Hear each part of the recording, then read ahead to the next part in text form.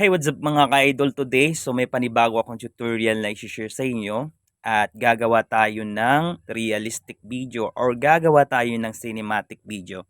At meron din ako mga ibang tips na i-share sa inyo para mapaganda yung mga finish editing natin or yung mga video na i-edit natin. Alright, so if you're interested in this video, don't forget to subscribe, hit the notification bell para hindi ka mawali sa mga latest video na upload natin. Without said, roll intro.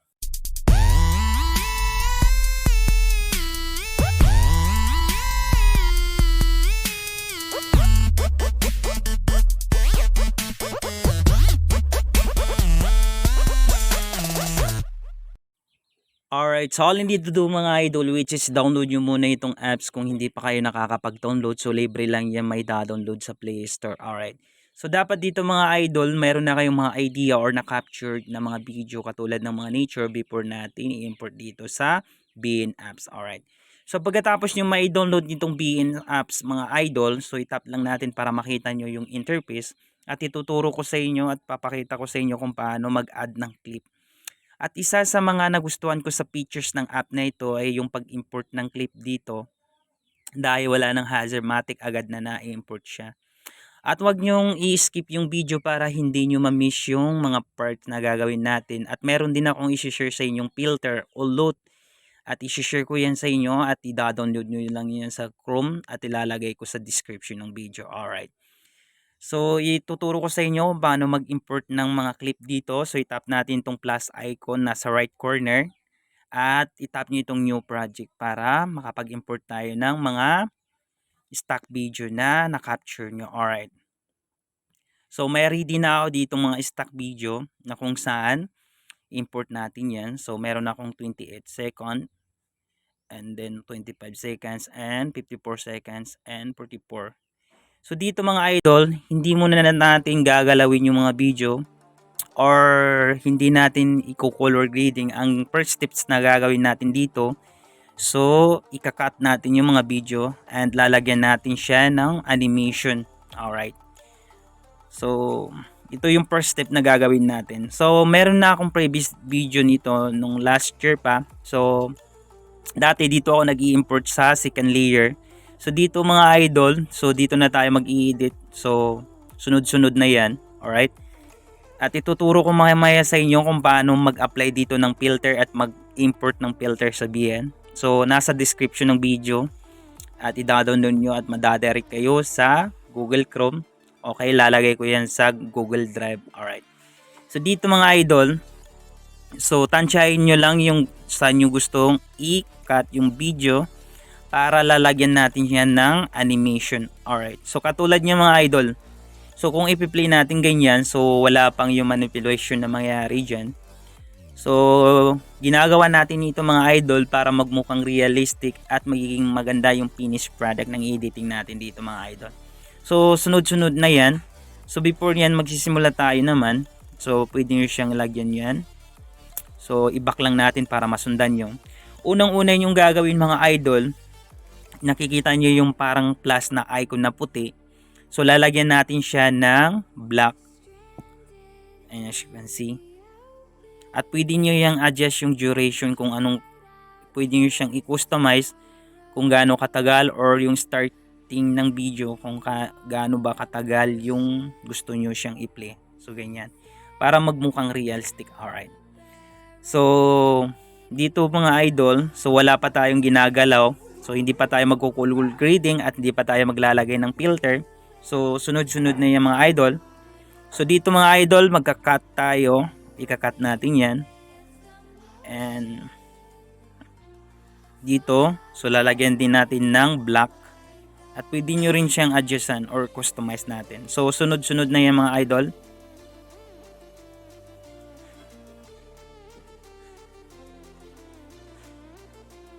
At dito naman sa end niya mga idol, pwede nyo siyang i-cut or pwede nyo naman siyang lagyan ng signature nyo.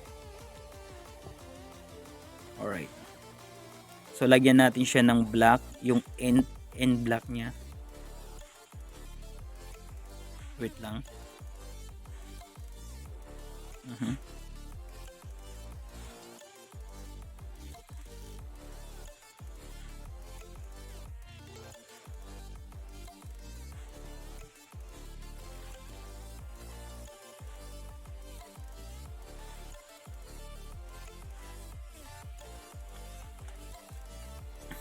So dito idol, tapos na natin siya maikat. So ang gagawin naman natin dito mga idol, lalagyan natin ng animation. Alright, so maghahanap tayo dito ng magandang transition, okay? So ito yung hanapin natin dito. Isa ito sa mga features ng app, alright? So dati kasi sa previous video ko doon sa second layer, ganito rin yung ginagawa ko. Alright, susundan nyo lang ako sa gagawin natin mga idol. So iwas-iwasan yung pag-skip ng video para makuha nyo yung tamang editing natin dito. Alright, so ganyan. So sunod-sunod na rin yan mga idol ang gagawin natin. So hanapin natin yung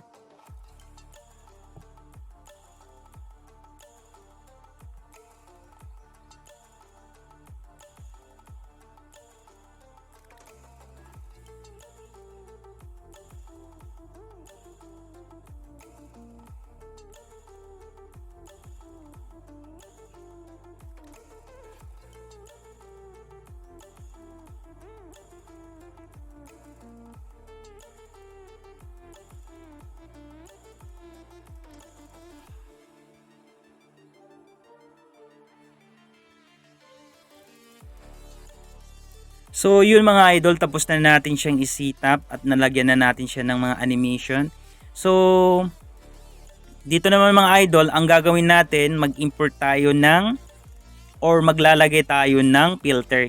So hindi tayo maglalagay dyan sa intro, yung nakat natin sa first na video na nakat natin. So dito tayo maglalagay sa pinakamahaba ng mga video o yung pinakamahabang duration ng mga video.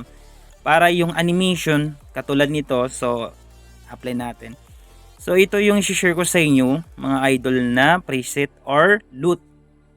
So mai-download nyo yan sa description ng video at madadirect kayo sa Google Chrome at nasa Google Drive. So save po yan. So lahat niya mga idol, apply natin ng, so wait lang mga idol, so yung pangalan ng loot na ilalagay natin dito ay Moody Green. So ito yung pangalan ng filter na i-share ko sa inyo. So pagkatapos yung mga idol, so step by step na tayo. So ilalagay natin yan yung pinakamahabang duration ng video. At ito yung ilalagay nating filter bago tayo magma-manual or color grading. Okay, so pagkatapos niya mga idol, so wait lang natin, lagyan natin ng black. And then yan. So dito mga idol, so nalagyan na natin siya ng filter. So ang gagawin naman natin, magma-manual tayo idol para makuha natin yung tamang color nito. Okay? So ang gagawin nyo mga idol, hanapin nyo dito, susundan nyo lang para makita nyo. Okay, yung exposure nyo mga idol nasa 30, yung contrast naman babaan natin. Okay, or pwede naman natin mag-add plus tayo or mga nasa 15. Yung brightness niya mga idol.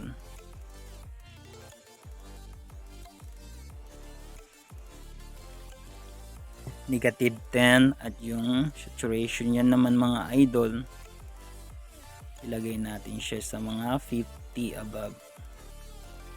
At yung vibrance naman mga idol, so ilagay natin siya sa mga nasa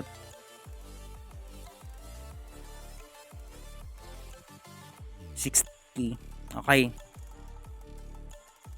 At dito naman sa highlights, mali.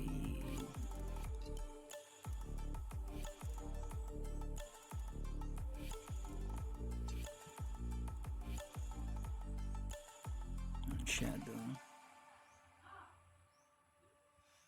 Okay. 25.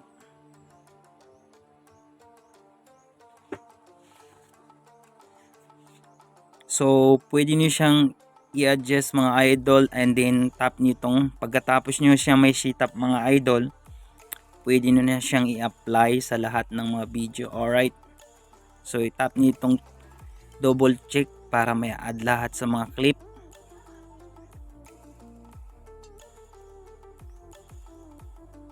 Nakita nyo mga idol. Tapos yung mga intro niya kanina mga idol, pwede nyo siyang ibalik sa original, and then pwede nyo siyang ganyan.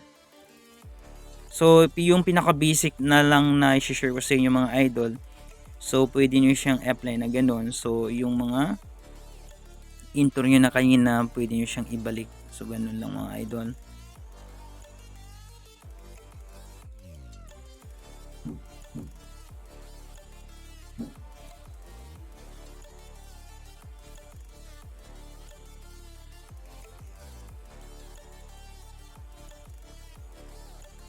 So balik natin sa dati yung mga intro niya, then yung sa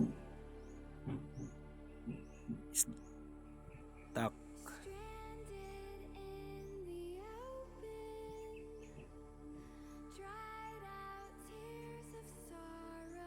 Or nasa inyo na yan mga idol kung gusto nyong i-manual siya yung dati.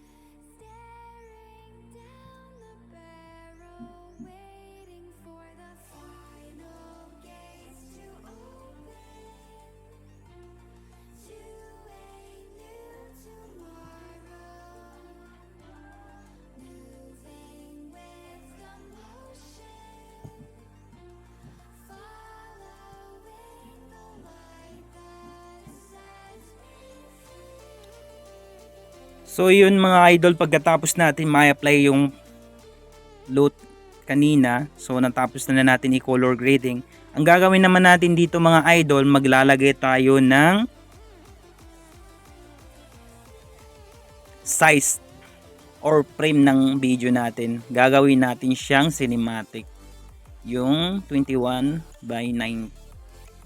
Okay, so yun. So mag-add naman tayo. So ipapakita ko sa inyo ulit. So i-tap nyo itong nasa taas, ito, and then mag-apply naman tayo dito ng music. So pwede kayo dito mag-extract ng music, or meron na kayo ditong mga ready na music, pwede nyo siyang import. At dito tayo mag-extract tayo ng music mga idol.